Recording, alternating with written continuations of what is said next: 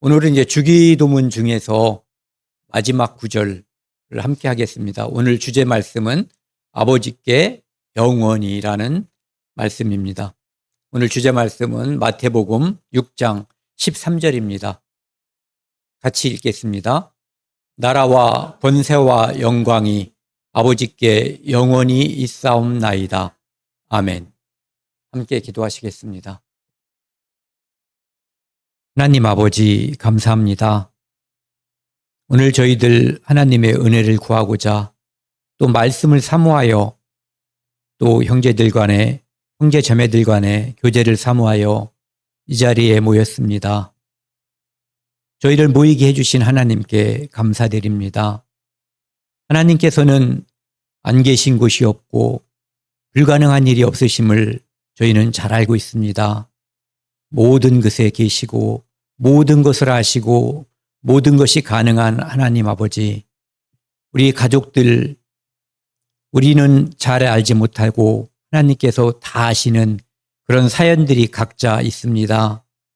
각 가정마다 각 형제 자매들마다 주님께서 필요한 곳에 은혜를 베풀어 주옵소서. 또한 이 말씀을 시작하는 처음부터 마지막까지 주님께서 주관하여 주시고 홀로 영광 받으시옵소서. 이 모든 말씀 우리를 사랑하시는 예수 그리스도 이름으로 감사하며 기도드렸습니다. 아멘. 이제 주기도문 오늘까지 하고요. 다음 시간에 한 번 더 정리를 하려고 합니다. 오늘에 있는 이 말씀은 여기 가로가 쳐 있잖아요. 여러분이 가지고 있는 성경책에도 가로가 쳐 있는 걸로 보일 텐데요. 원래는 이제 정설이 예수님께서는 이 말씀을 하지 않으셨다는 거예요. 그런데 나중에 이제 이 말씀이 성령의 인도함에 의해서 들어갔다는 거죠. 그래서 성경에는 포함됐지만 이 말씀이 너희는 이렇게 기도하라고 하는 예수님께서 처음 가르쳐 주신 그 기도 내용에는 들어가 있지 않았고 대략 한 4세기 정도에 이 말씀이 성경이 신약 성경이 이제 완성되잖아요. 그때 정경에 신약 성경에 포함됐을 가능성이 크다라고 이야기하고 있습니다. 오늘 이 말씀을 함께 나누기 전에요. 이제 주기도문 전체를 한번 같이 읽고 가겠습니다. 9절부터 13절까지 같이 읽겠습니다. 그러므로 너희는 이렇게 기도하라. 하늘에 계신 우리 아버지여, 이름이 거룩히 여김을 받으시오며 나라가 임하옵시며 뜻이 하늘에서 이루어진 것 같이 땅에서도 이루어지이다. 오늘 우리에게 일용할 양식을 주시옵고 우리가 우리에게 죄 지은 자를 사하여 준 것 같이 우리 죄를 사하여 주시옵고 우리를 시험에 들게 하지 마시옵고 다만 악에서 구하시옵소서. 나라와 권세와 영광이 아버지께 영원히 싸움나이다. 아멘. 원래는 예전에 거 기억하시죠? 주기도문. 요 앞에 한자 있었죠. 대개. 한자가 아니라 두자. 한 단어가 있었는데 대개라는 말이 있었는데 이제 이것이 오히려 사람들한테 이 의미를 이해하는데 방해가 된다고 그럴까요? 그래서 뺐다라는 말이 있더라고요. 대개 하면은 우리가 보통 대개 저놈들은 나쁜 놈들이야. 대개 그 나라 사람들은 키가 커. 이렇게 일반적으로 보통 이런 의미로 이해한다는 거죠. 그런데 여기에서 그 대개라고 하는 것은 왜냐하면 뭐뭐뭐뭐 때문입니다. 이런 의미를 가지고 있다는 거예요. 그런데 일반적으로 보통 이렇게 하면은 의미가 퇴색된다는 거죠. 그래서 앞에 쭉 예수님께서 가르쳐 준 이렇게 기도하라는 내용이 나와 있고 여기에 왜냐하면 나라와 권세와 영광이 아버지께 영원히 있기 때문입니다. 아멘. 이렇게 해야지 의미가 맞다는 거예요. 그래서 초기 사본에는 이 대개라는 말이 여기 요거 가로 안에가 대개도 물론이고요. 없었고 나중에 이제 정경이 신약 성경이 완성될 그때쯤부터 요 가로가 들어가 있었다라는 말씀을 하고 있습니다. 이제 첫 번째, 아까 보시면은 나라와 권세와 영광이 아버지께 영원히 싸움나이다잖아요. 첫 번째는 이제 나라에 대해서 한번 생각해 보겠습니다. 나라라고 하는 것은 하나님 나라. 그냥 간단하게 생각하면 하나님 나라를 생각해 볼 수 있어요. 하늘에 계신 하나님 나라. 그런데 그 나라는 하늘에 하나님께서 계신 하늘나라뿐만 아니라 지금 이 땅에도 여러 나라가 존재하잖아요. 과거에도 현재에도 앞으로 당분간은 그 나라가 존재할 것이고, 그리고 하나님께서 우리를 바라보는 관점에서 보면은 구원받은 성도 하나하나가 나라예요. 그래서 지금 우리는 나라가 확장되는, 나라가 늘어나는 그런 과정 중에 있는 거죠. 성령이 이 땅에 오신 다음에 성령을 받은, 성령을 통해서 예수 그리스도의 복음의 사역이, 그 피가 믿어진 사람들은 한 명 한 명이 하나님의 나라죠. 그런 차원에서도 한번 바라보겠습니다. 다니엘서 4장에 보면은 느부갓네살 왕이 어마어마한 제국을 거느리고 있는 정말 강력한 왕이에요. 그런데 그 왕이 어느 날 힘을 잃고 무려 7년 동안이나 이제 왕에서 쫓겨났다가 다시 왕위에 돌아가는 그런 일이 벌어지거든요. 그런데 그 일에 대해서 다니엘을 통해서 느부갓네살 그 왕은 그 일이 바로 하나님께서 세상을 다스리는 일이다. 그 모든 일은 하나님께서 주관하시는 것이지 네가 왕이 되고 싶다고 네 힘으로 왕이 된 것도 아니고 너의 잘못으로 인해서 뭐 다른 힘에 의해서가 아니라 하나님에 의해서 왕이 세워지기도 하고 왕이 쫓김을 받기도 하고 또 나라가 세워지기도 하고 그 나라가 흩어지기도 한다는 것을 알게 되는 거예요.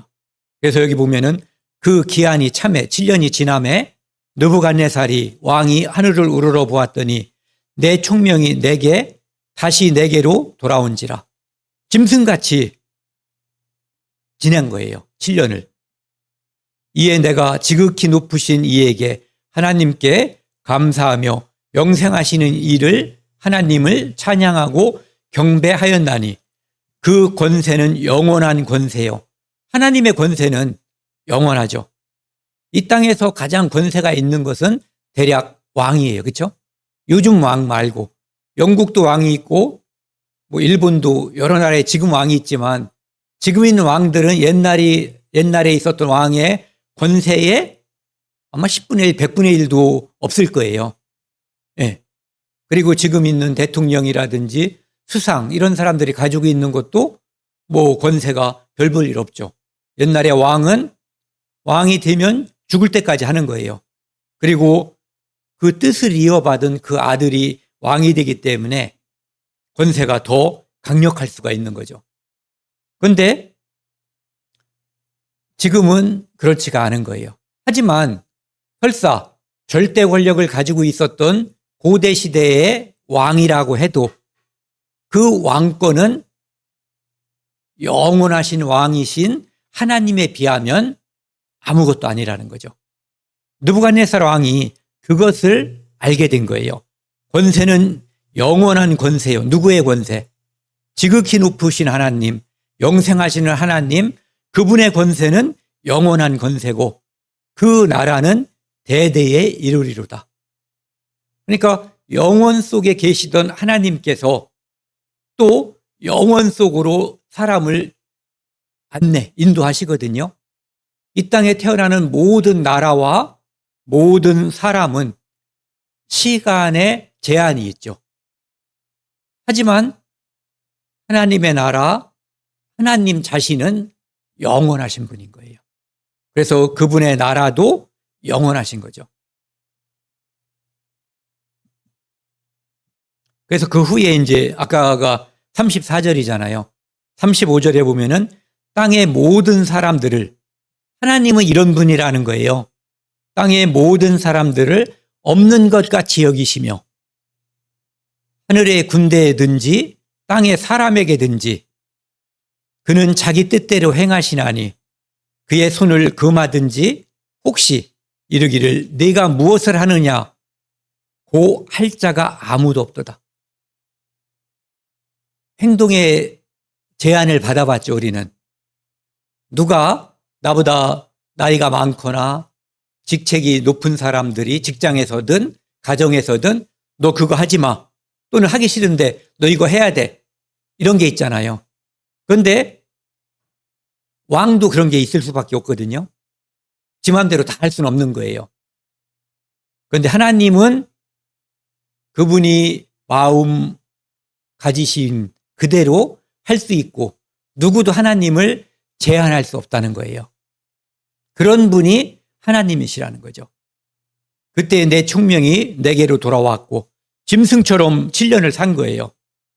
또 내 나라의 영광에 대하여도 내 위엄과 광명이 내게로 돌아왔고 또 나의 모사들과 관원들이 내게 찾아오니 이제 쫓겨났던 사람이 다시 왕위에 올랐는데 그 왕위에 오르게 됨이 오직 영원하신 분 하나님 덕분이라는 거죠. 그분이 주관자라고 하는 것을 이야기하는 거예요. 내 나라에서 다시 세움을 받고 또 지극한 위세가 내게 더하였느니라. 그러므로 지금 느부갓네살은 하늘의 왕 하나님을 찬양하며 칭송하며 경배하노니, 이 사람은 자기가 워낙 강력한 왕이기 때문에 보이는 게 없었던 사람이에요.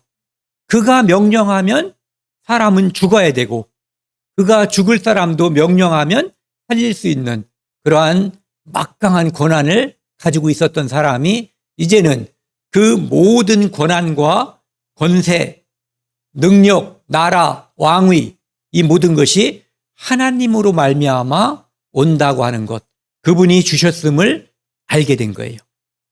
그의 일이 다 진실하고 그의 행하심이 의로우심으로 교만하게 행하는 자를 그가 능히 낮추심이라. 경험한 거예요.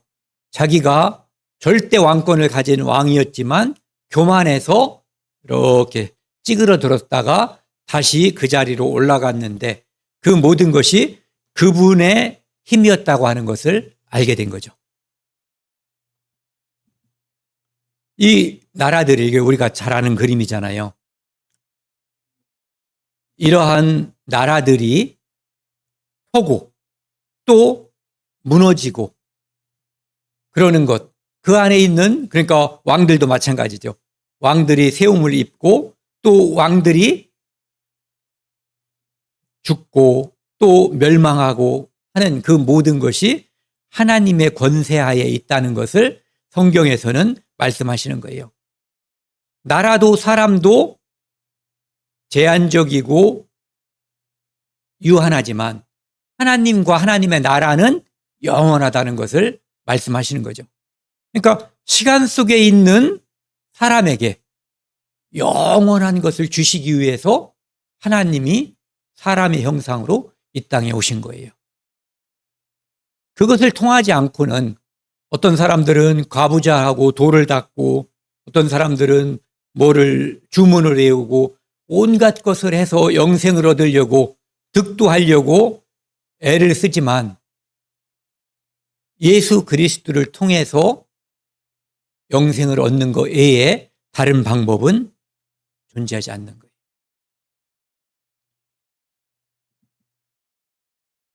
다니엘서 2장 44절에 보면은요, 아까 그 신상을 보여드렸잖아요.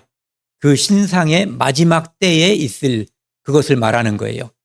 여러 왕들의 시대에 하늘의 하나님이 한 나라를 세우시리니, 지금 이 나라가 완성돼 가고 있는 거예요.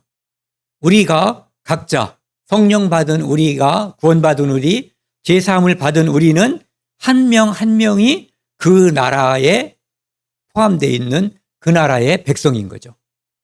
우리는 지금 대한민국이라고 하는 눈에 보이는 나라에 살고 그 나라의 시민이고 국민이면서 동시에 보이지 않는 하나님의 나라의 시민권을 가지고 있는 거예요. 그 나라가 하나님 나라의 시민권을 가지고 있는 그 나라가 세워지고 있고 그 나라가 완성될 때 주님이 오시는 거예요. 하늘의 하나님이 한 나라를 세우시리니 이것은 영원히 망하지도 아니할 것이요. 모든 나라가 다 망했어요. 그 강력했던 바벨론도 로마도 망했죠. 미국이라고 안 망하겠어요?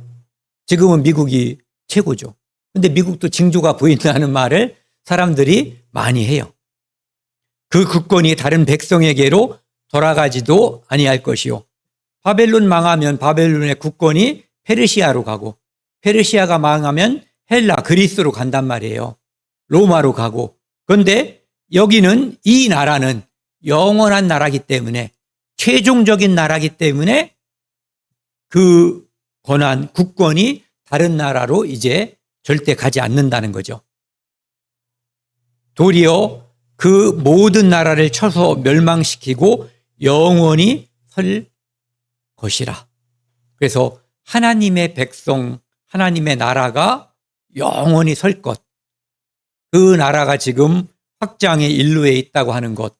그것이 사도행전 1장 8절에 성령이 너희에게 임하시면 예루살렘, 유대, 사마리아, 땅끝까지 복음이 전해진다고 했거든요. 그 과정이 지금 우리 눈앞에 펼쳐지고 있고 그 하나님의 축복의 도구로 또는 통로로 우리들이 쓰여지고 있는 거예요. 우리는 구원받은 역사의 종착지가 아니에요. 통로라고 봐야지 되는 거죠. 우리를 통해서 다음 과정이 일어나야 되는 거예요. 내가 구원받은 종착지가 되는 사람은 매우 불행한 거예요.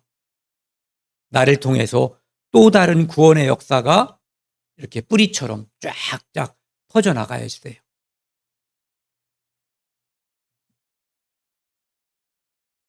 여기 보시면 눈에 보이는 나라와 눈에 보이지 않는 나라가 하나님의 나라가 있거든요. 이제 마가복음에 있는 것은 또 그들에게 이르시되 내가 진실로 너희에게 이르노니 여기 서 있는 사람 중에 예수님께서 자기와 함께 변화산에서 하나님의 능력, 예수님은 이 땅에 사람의 모습으로 오셨잖아요. 그런데 그분은 진짜 하나님이신데 그분이 어떤 분이신지를 직접 사람들이 느낄 수 있게끔, 그래서 베드로, 요한, 야고보 이 세 사람을 데리고 그때 하나님께서, 예수님께서 변형되시죠. 그리고 예수님만 변화된 것이 아니라 그때 모세와 엘리야를 데리고 왔어요. 죽은 자가 변화하고 죽은 자가 살아나고 부활하고 산 자가 변화할 것을 예수님께서 직접 보여주신 거죠. 그래서 하나님 나라의 권능으로 임하는 것을 볼 자들이 있다라고. 그래서 가끔 가다가 사람들이 장난치면서 그런 퀴즈를 내잖아요. 모세는 가나안에 들어갔는가 못 들어갔는가. 애들은 잘 모를 테고, 네. 모세는 가나안에 들어갔죠. 죽어서 못 들어갔지만 예수님이 그를 부활시켜서 가나안 땅에 부활한 모습으로 변화산에서, 변화산은 가나안에 있는 거잖아요. 그래서 모세는 가나안 땅에 들어갔다가 답입니다. 물론 구약 성경에 안 나오고 신약 성경에 나와 있는 이야기죠. 그래서 하나님 나라는 이렇게 우리 눈에 보이는 형식으로도 임할 수 있어요. 나중에 그렇게 될 거예요. 그런데 그 나라는 지금은 우리 안에 하나님 나라가 있단 말이에요. 보이지 않는 세 번째 하늘에 하나님 나라가 지금도 존재하고 있단 말이에요. 그런데 그 나라도 보이지 않고 이 나라도 사람의 눈에는 보이지 않아요. 그래서 하나님 나라가 언제 임하냐고 예수님께 바리새인이 물으니까 하나님 나라는 볼 수 있게 임하는 것이 아니다라고. 처음에는 성령이 가시적인 모습으로 초대교회에 내렸단 말이에요. 그러니까 하나님 나라가 가시적인 모습으로 내리는 것처럼 임하는 것처럼도 초대교회 때는 특정 기간 동안 보였어요. 그런데 성령 나한테 오는 거 보신 분? 우리는 못 봤잖아요. 다만 알고 있어요. 성령이 내 안에 오셨기 때문에 내가 하나님을 믿게 됐고 또 예수님이 십자가에서 피 흘려 죽으심이 내 죄를 용서하기 위한 하나님의 사랑이다. 하나님의 능력이다. 라고 하는 것을 몸소 깨닫게 된 거죠. 사람이 작정하고요. 결심해도 그것이 안 믿어지는 거예요. 그런데 성령께서 하나님 나라가 임하시면 성령이 임하시면 그 일이 믿어지는 거예요. 그래서 이 안에 임마누엘 하나님이 우리와 함께 계시기 때문에 하나님이 하신 그 사역이 믿어지는 거예요. 그러니까 내 능력이 아니라 하나님의 능력이 내 안에 하나님 나라를 만들게 하신 거죠. 그래서 요 밑에도 보면은요. 진리의 성령이 오실 때에 그때 우리 안에 하나님의 나라가 임하는 거예요. 그러니까 하나님 나라는 눈에 보이지 않게 임하지만 나중에 우리가 예수님께서 이 땅에 다시 오시고 그때 부활하거나 변화해서 완전하게 되면 우리 눈으로 가시적으로 보이는 하나님 나라에 우리 모두 다 임할 거예요.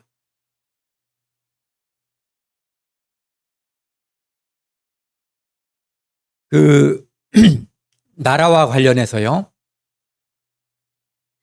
디오그네투스라고 하는 사람에게 어떤 사람이 그리스도인이 편지를 보냈어요. 그 편지는 그리스도인들은 이런 사람이다. 그러면서 그에게 그리스도인들에 대한 변증을 이제 한 거죠. 설명을 한 거예요.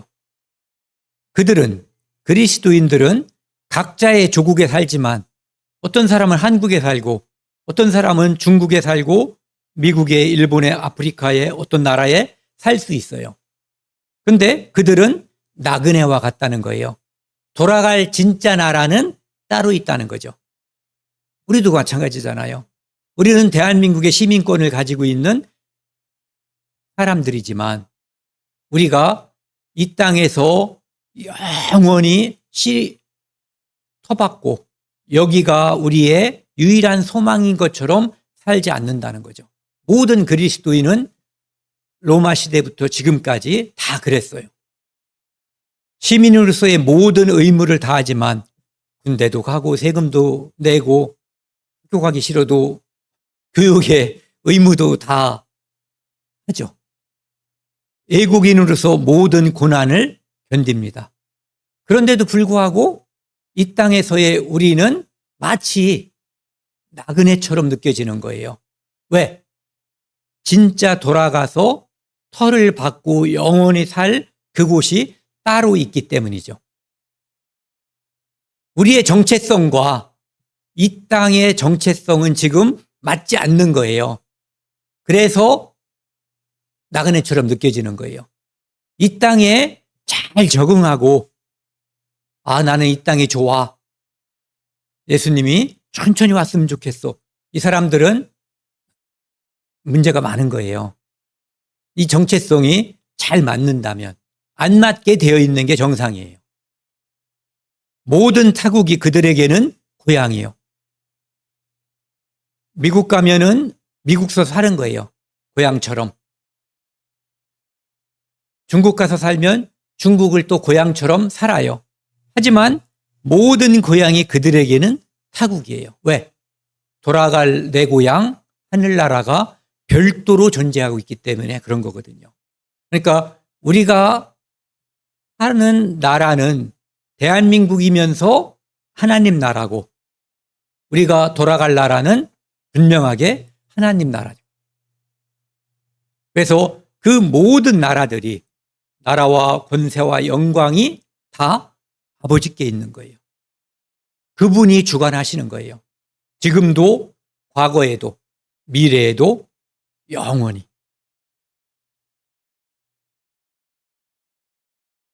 권세에 대해서 말씀드리겠습니다.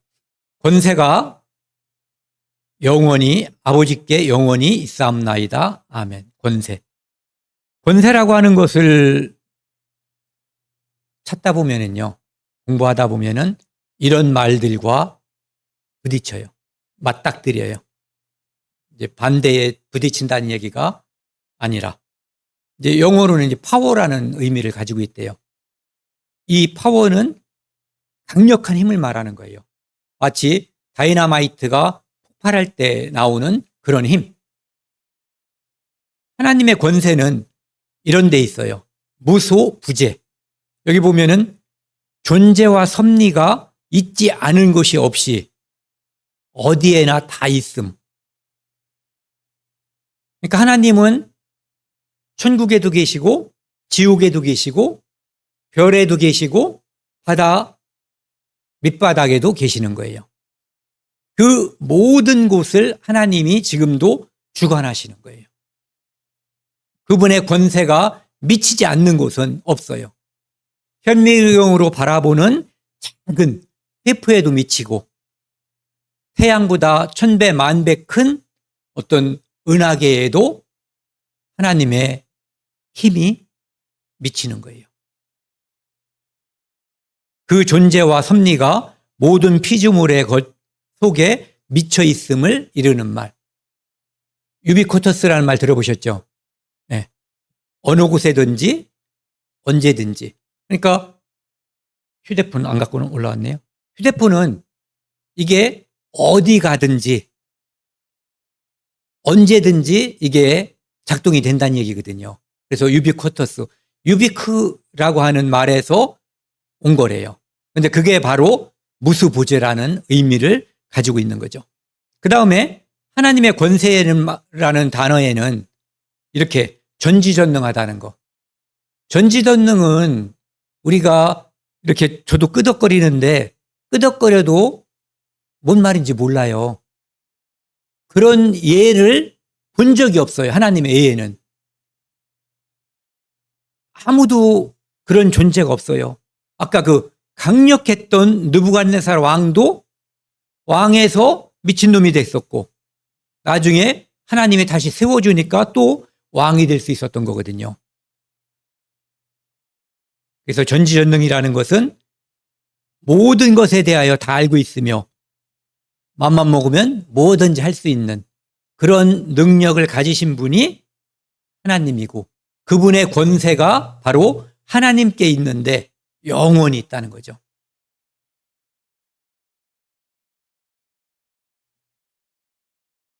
이 역대상 29절에 보면은요, 이 성경에서 하나님의 그 권세에 대해서 정말 요 구절이 잘 표현되어 있는 것 같아요. 한번 같이 읽겠습니다. 읽으면은 그냥 은혜가 돼요.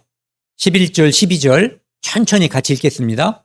여호와여, 위대하심과 권능과 영광과 승리와 위엄이 다 주께 속하였사오니 천지에 있는 것이 다 주의 것이로소이다. 여호와여, 주권도 주께 속하였사오니 주는 높으사 만물의 머리이심이니이다. 부와 주의가 주께 말미암고 또 주는 만물의 주제가 되사 손에 권세가와 능력이 있사오니 모든 사람을 크게 하심과 강하게 하심이 주의 손에 있나이다. 모든 능력과 영광과 권세와 힘과 그 모든 것이 그분으로부터 나온다는 거예요. 주권자, 주제자, 모든 것의 주인, 나라도 개인도 모든 것이 다 이분으로 말미암는다는 것이죠. 그분의 힘은 지옥을 유지할 수 있고요. 그분의 사랑은 천국을 유지할 수 있는 그 힘을 가지고 있어요. 누구도 그 사랑 안에 들어간 사람을 빼앗을 수 없고, 누구도 그 사랑을 배척한 사람을 용서할 수 없어요.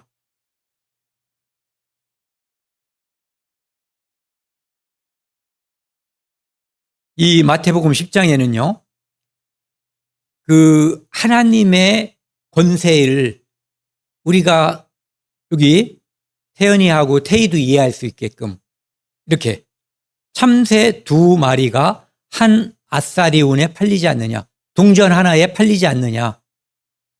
그러나 너희 하나님께서 허락하지 아니하시면 그 하나도 땅에 떨어지지 아니하리라. 그러니까 제가 이것을 놓으면은 떨어지죠. 하나님께서 법칙을 만들었기 때문에, 중력이라고 하는 법칙을 만들어서 이게 떨어지는 거예요. 그런데 그분은 원하시면 떨어지지 않게도 할 수 있는 분이에요. 그분이 직접 바다를 걸으셨고 베드로를 잠깐이지만 걷게 하신 분이에요. 그분은 법칙으로 세상을 다스리시지만 가끔은 그분이 이 세상의 진짜 주인이고 그분이 주관하신다는 것을 보여주기 위해서 그 법칙을 깨뜨릴 때도 있어요. 죽은 사람은 살아나지 못하는 게 정상이에요. 그런데 예수님은 나사로를 살리기도 했어요. 그분이 삶과 죽음을 주관하는 실질적인 주제자라고 하는 것을 보여주시는 거죠. 그리고 예수님께서 십자가에 달리실 때 베드로는 주제넘는 짓을 했죠. 아니, 빌라도요. 뭐라고 그랬냐면은 내가 너를 놓을 고난도 있고 십자가에 못 박을 고난도 있는 줄을 알지 못하느냐.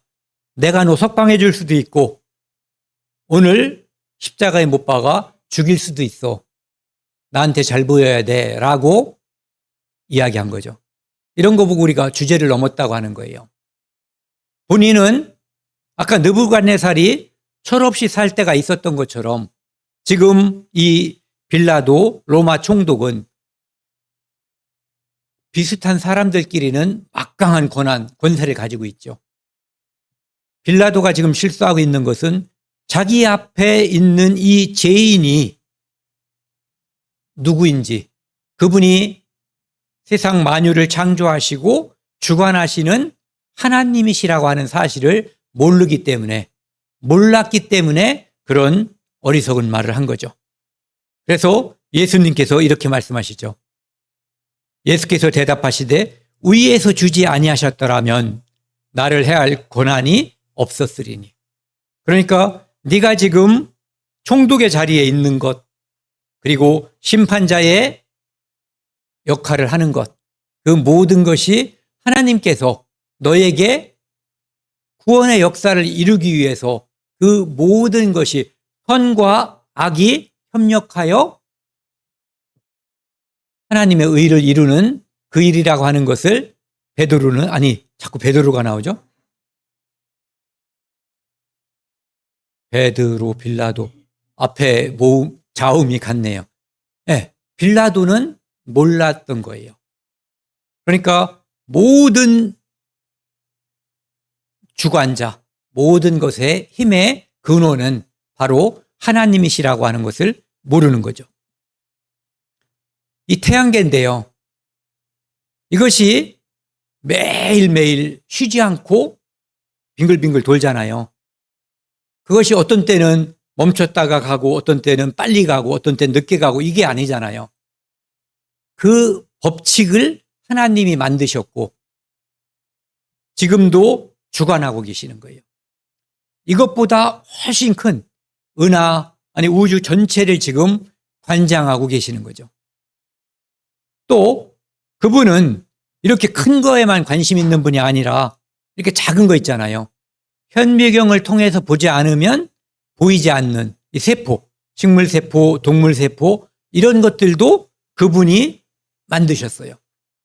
현미경이 만들어지고 개발되고 사람들이 그 작은 것들을 바라보기 전에도 하나님은 그 작은 것들, 사람들은 있는지 없는지도 모르는 그 작은 것들을 통해서 하나님은 생명 현상을 유지하고 생명을 우리에게 주셨던 거예요.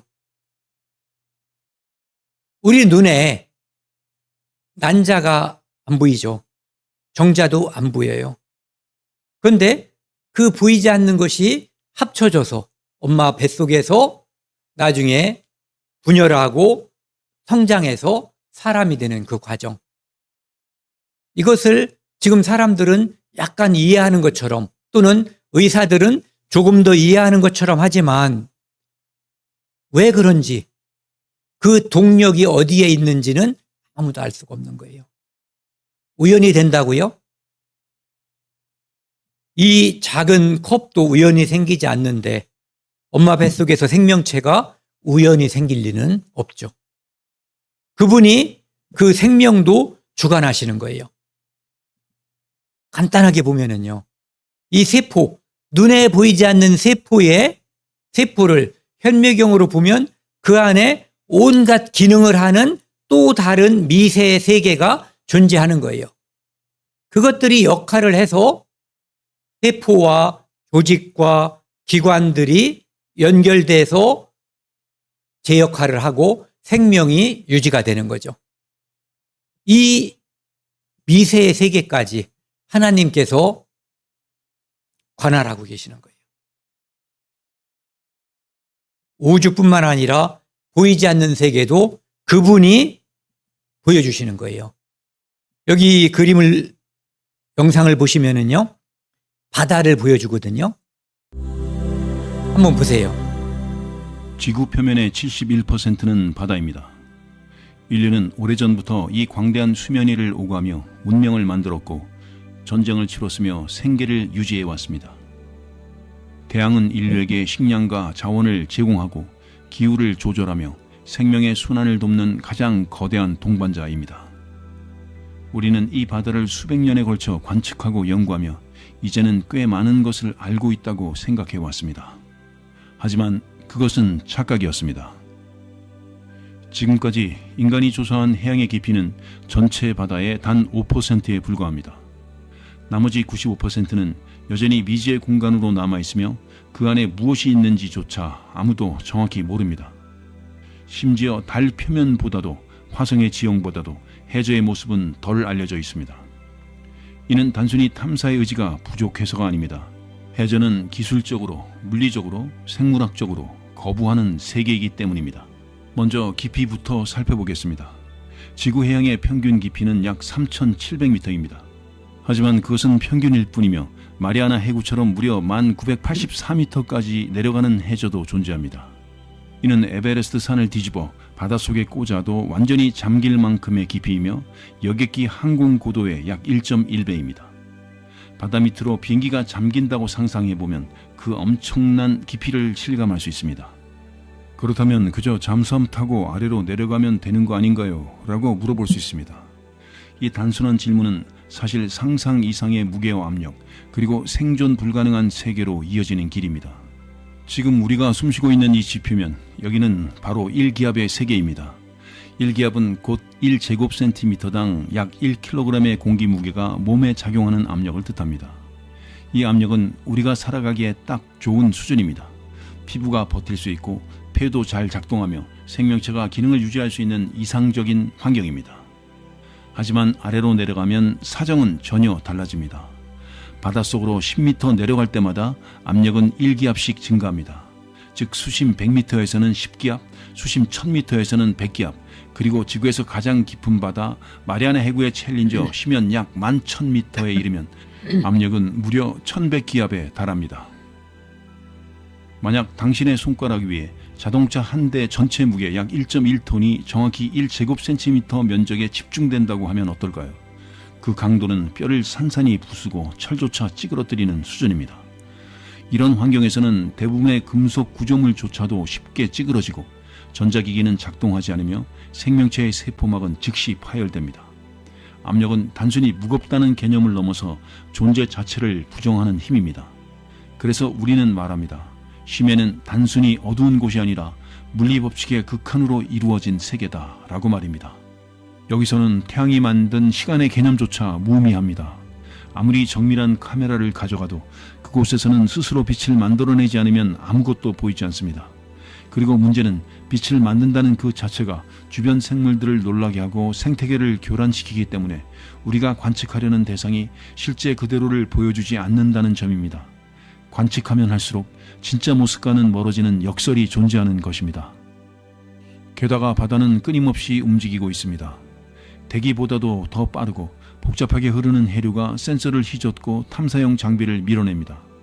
심해의 지형은 우리가 생각하는 것처럼 평평하지 않습니다. 깊은 협곡, 해저 산맥, 해저 화산, 그리고 수백 미터에 달하는 해구가 복잡하게 얽혀 있어 마치 보이지 않는 거대한 미로와도 같습니다. 이제 우리는 한 가지 사실과 마주하게 됩니다. 인간은 달에 깃발을 꽂았고 화성에 탐사차를 보내며 태양계 끝까지 우주선을 날렸지만 지구 바다의 95%는 여전히 관측되지 않았고 이름조차 붙여지지 않은 공간으로 남아 있습니다. 이 공간에는 어떤 생물들이 살고 있을까요? 여기까지만 보겠습니다. 이게 한 20분 되는 건데요. 지금 한 4분 정도 봤거든요. 인간의 능력으로 알 수 없는 그 공간, 그것도 하나님께서 주관하고 계신다는 거죠. 그러니까 잠수함이 내려가면은 어느 정도 압력이 깊이 내려가면은 잠수함도 쪼그라든다는 거예요. 그 강력한 철로 만들어도. 그런데 그곳에도 물고기가 살고 있다는 거죠. 그러니까 이 애들은 어떤 힘에 의해서 찌그러들지 않고 살고 있는지 그것을 만드시고 지금도 주관하시는 분이 하나님이시라는 거예요. 하나님은 세상의 모든 어떤 물체, 눈으로 보이는 물질들, 이것을 그분이 완전히 주관하고 계시거든요. 그분은 말씀하시면 존재하고 또 그 거꾸로도 할 수 있는 분이죠. 존재하는 것을 되돌릴 수 있는 분이에요. 마치 우리가 이렇게 손바닥을 뒤집는 것처럼, 이건 보통 나쁜 뜻으로 많이 쓰이잖아요. 말을 바꾸고 그럴 때. 그런데 쉽다는 뜻이잖아요. 원래는 쉽다. 하나님께는 그것이 쉬운 거예요. 그런데 그분께 어려웠던 게 하나 있죠. 우리를 구원하는 문제. 그것은 말씀으로 되지 않고 그분이 사람으로, 죄 없는 사람으로 직접 오셔서 십자가에서 피 흘려 죽음으로써 우리의 죄를 대속하신 거예요. 그러니까 우주 전체를 만드는 것보다 우리를 구원하는 그 일이 하나님께 더 큰 숙제였던 거예요. 우리를 그만큼 사랑하는 거죠. 다음에요. 영광이라는 의미를 보겠습니다. 영광이 아버지께 영원히 있사옵나이다. 영광이라는 것은 뭐 이렇게 이런 의미를 가지고 있대요. 저도 처음 공부한 건데 뭐냐면은 어떤 무겁다라는 의미를 가지고 있대요. 물질이 어떤 존재가 무겁다. 그러니까 본질적으로 무거운 건데 그 무거운 존재에서 무엇이 표출되어 있는 그것은 사람들에게 그것이 영광으로 나타난다는 거죠. 이를테면 이런 거예요. 하나님의 영광은, 하나님은 무겁디 무거운 분인데 그분이 만드신 만물을 보면은 우리는 그분의 영광을 볼 수가 있다는 거죠. 아, 이분은 우주도 만들 수 있구나. 이분은 바닷속의 그 생명체들도 먹이시고 기르시는구나. 또는 미세의 세계, 현미경, 전자현미경으로 봐야 되는 그 세계도 그분이 다 법칙을 만들어서 주관하시는구나 라고 하는 것을 알 수가 있는 거죠. 이를테면은 태양이라고 하는 것이 있는데 이 태양은 엄청나게 무거운 존재예요. 아무리 가스로 되어 있다고 해도. 그런데 거기서 나오는 이 빛은 태양이 얼마나 대단한 것인가를 우리에게 보여주는 거예요. 또 금도 보면은 금도 묵직하잖아요. 그런데 금에서 나오는 그 영롱한 빛깔이 그 금의 영광을 보여준다는 거죠.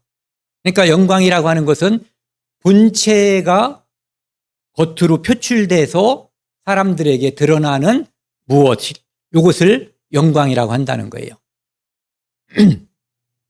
여기 보시면은 이게 엄청나게 큰 황금인데 여기에 약간의 때가 묻었어요. 이게 100kg짜리라고 하자고요. 100kg짜리 금인데 우리 집에 있어. 그런데 여기에 그냥 더럽게 똥이라고 하자고요. 똥이 조금 묻었어요. 그럼 어떻게 할 거예요? 버려야 되는 거 아니에요? 네. 버릴 사람 없죠. 하나님의 영광은 사람들의 잘못으로 조금 가려질 수도 있어요.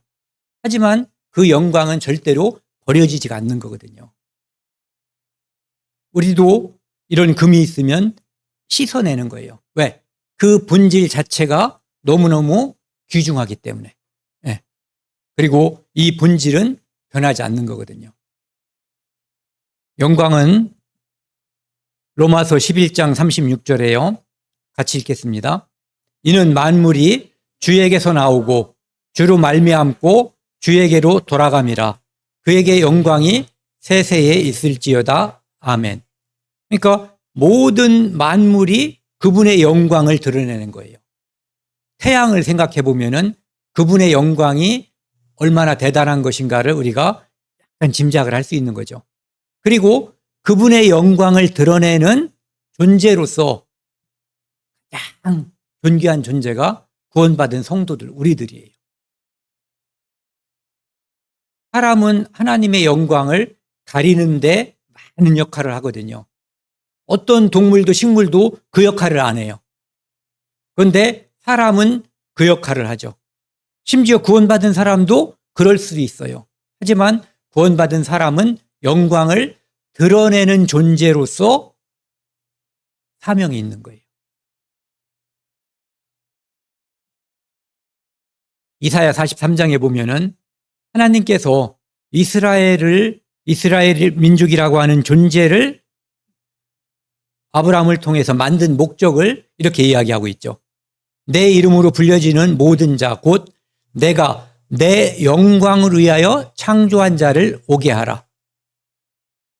그를 내가 지었고 그를 내가 만들었느니라.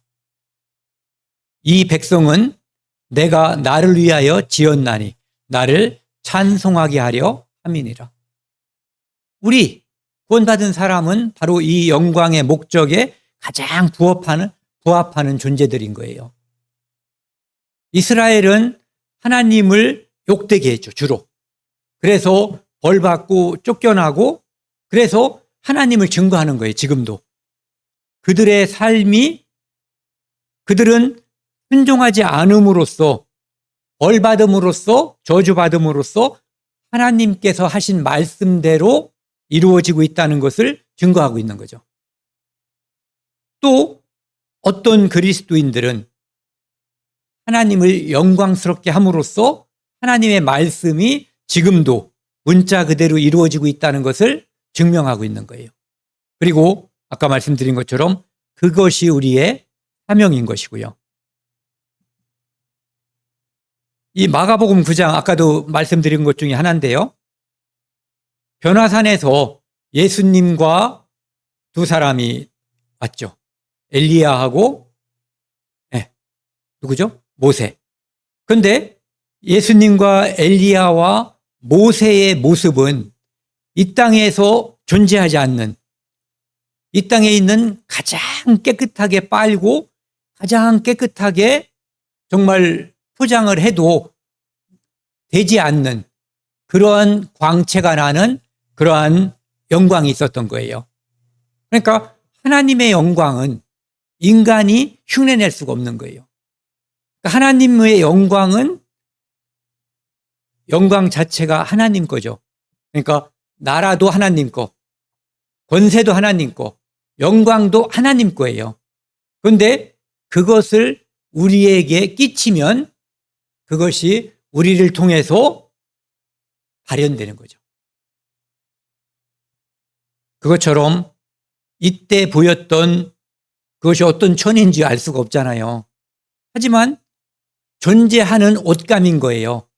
다만 메이드인 휴먼, 사람이 만든 게 아니라 메이드인 하나님이죠. 하나님이 만드신 거기 때문에 특별하게 그들의 존재가 영광스럽게 보이는 그런 것들이었던 거죠. 여기 이 표를 제가 만들어 봤는데요. 자연광 있잖아요. 햇볕. 오늘은 흐린데 햇빛이 좋을 때 조도라고 하는 것이 여기 보면은 룩스라고 되어 있거든요. 이 룩스는 이 빛의 근원에서부터 1m 떨어진 곳에 밝기래요. 1m 떨어진 곳에 밝기. 그러니까 일룩스라고 하는 것이 여기 이렇게 되는 거예요. 그런데 여기에서 1m를 더 가면 2m가 되잖아요. 이 밝기가 4분의 1로 줄어들어요. 2의 제곱분의 1로. 그게 중요한 거예요. 제가 말씀드리려고 하는 게. 그러면은 3m 떨어지면은 3의 제곱 9분의 1로 줄어드는 거죠. 그런데 태양으로부터 지구까지의 거리가 1억 5천만 킬로미터란 말이에요. 미터니까 거기에다 곱하기 1000을 해야지 되는 거죠. 동그라미 3개를 더 쳐줘야지 돼요. 그러니까 태양에서 나올 때의 그 조도는 지금 우리가 받는 이 조도의 몇 배가 될지 저 산수를 못 해가지고 계산은 못 해요. 하지만 똑똑한 사람들이 전자계산기로 하면은 몇억 배인지 계산할 수 있을 거예요. 우리가 일반적으로 보는 밝은 곳, 수술실이라든지 아니면 시계 같은 거 고치는데 정밀 작업실, 거기는 보통 100룩스 이상을 쓰고 있대요. 1000룩스 이상. 그 다음에 공부방이나 어디 사무실 이런 데는 보통 500에서 750 정도. 그냥 비교해 보자고요. 우리가 가장 밝게 할 수 있는 곳이 1000 이상인데 햇볕은 이 정도. 그런데 이것은 1억 5천만 킬로를 떨어진 곳에서부터 온 빛이라고 하는 거죠. 그러니까 하나님께서 만든 하나의 발광체인 태양도 이 정도인 거예요. 그렇다면 1억 5천만 곳에 떨어진 곳에서 우리에게 이 밝은 것을 주시는데 가까이 가면 그래서 감히 사람들이 하나님을 보여달라고 하는 것은 얼마나 어불성설인가를 우리가 생각할 수 있는 거예요. 하나님이 만든 별로 크지 않은 태양, 우주에서 태양보다 큰 존재들이 어마어마하게 많잖아요. 그런데 그것조차도 이렇게 대단하다는 거죠. 인간이 느끼기에.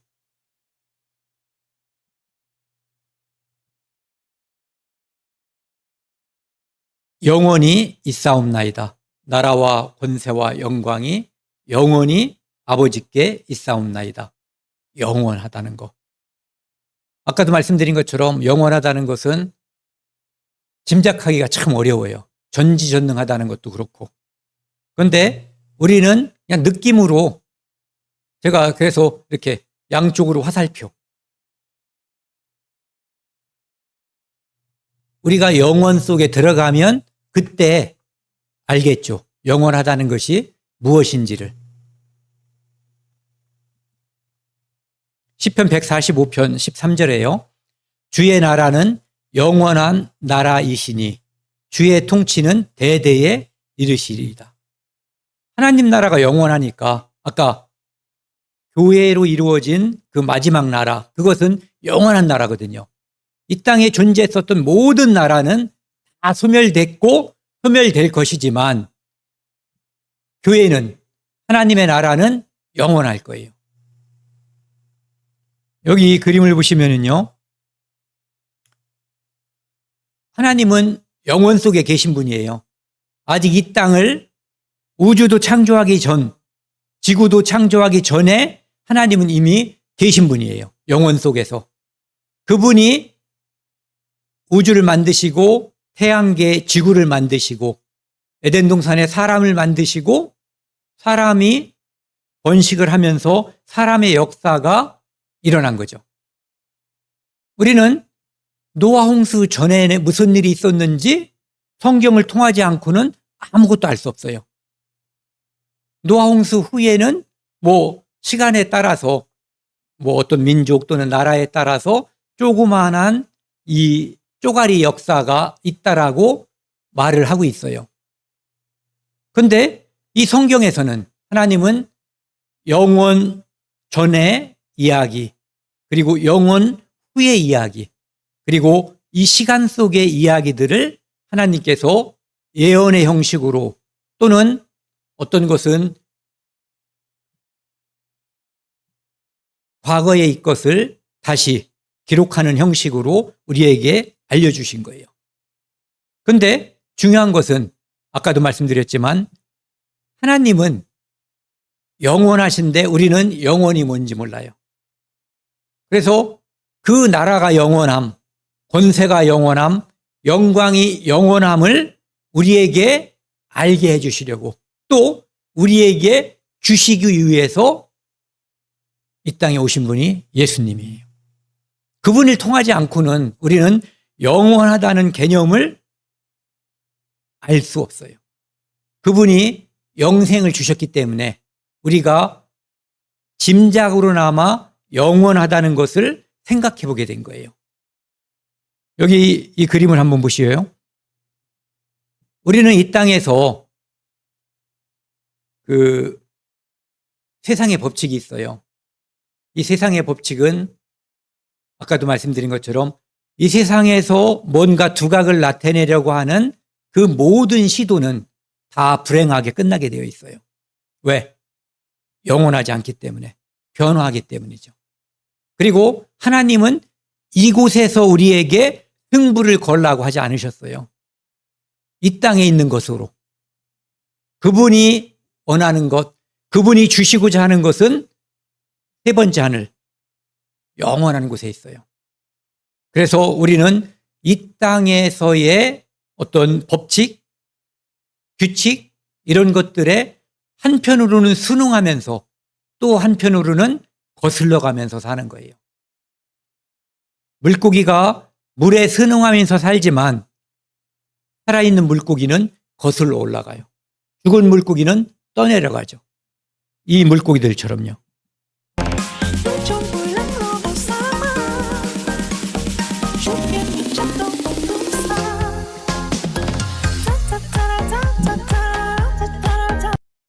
네. 살아있으면 올라가는 거예요. 살아있으면 시도하는 거예요.